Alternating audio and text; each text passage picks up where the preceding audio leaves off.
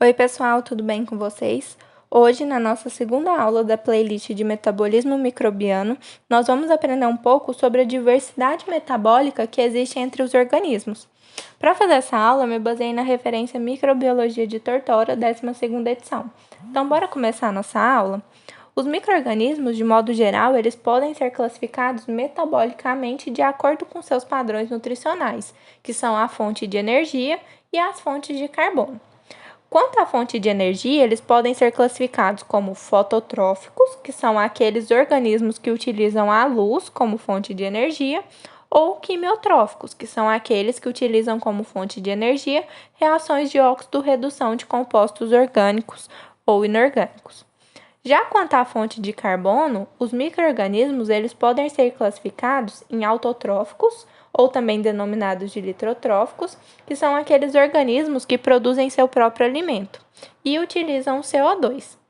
Ou eles também podem ser classificados em heterotróficos, também denominados de organotróficos, que são aqueles organismos que não são capazes de produzir o seu próprio alimento e por isso eles requerem fonte de carbono orgânica. Tendo em vista essas informações, nós vamos ver agora que os micro-organismos eles podem ser divididos em 4 grupos diferentes com relação à sua fonte de energia e de carbono de maneira combinada. Portanto, eles podem ser fotoautotróficos, fotoheterotróficos, quimiautotróficos e quimioheterotróficos, sendo que o grupo com maior importância médica é o grupo dos quimioheterotróficos. Vamos ver um pouquinho mais específico sobre cada grupo?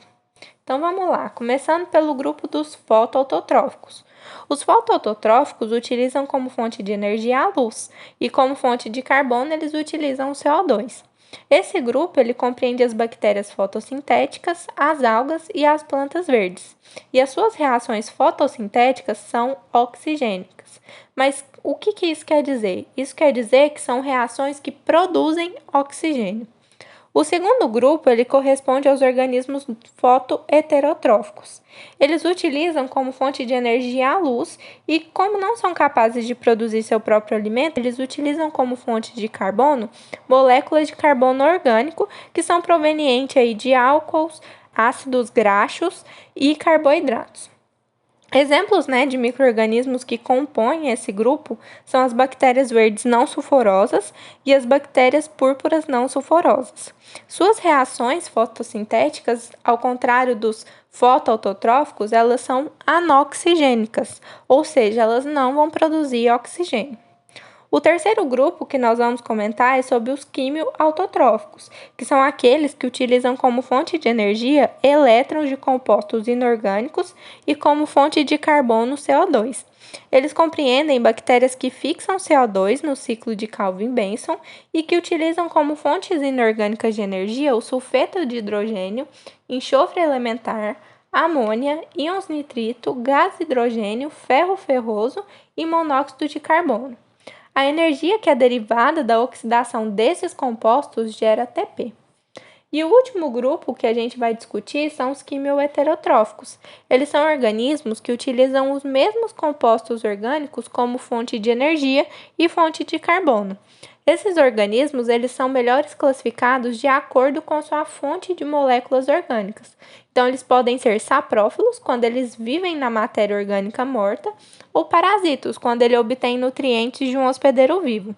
Portanto, esse grupo engloba a maioria das bactérias e todos os fungos, protozoários e animais. E por serem organismos que podem utilizar uma grande variedade de compostos orgânicos como fonte de carbono e de energia, eles conseguem viver em diferentes ambientes. Bom, pessoal, nossa aula de hoje é isso. Eu espero que vocês tenham gostado. Qualquer dúvida, deixe aqui nos comentários. E não se esqueçam de se inscrever aqui no canal, deixar seu like e ativar o sininho. Muito obrigada e até a próxima!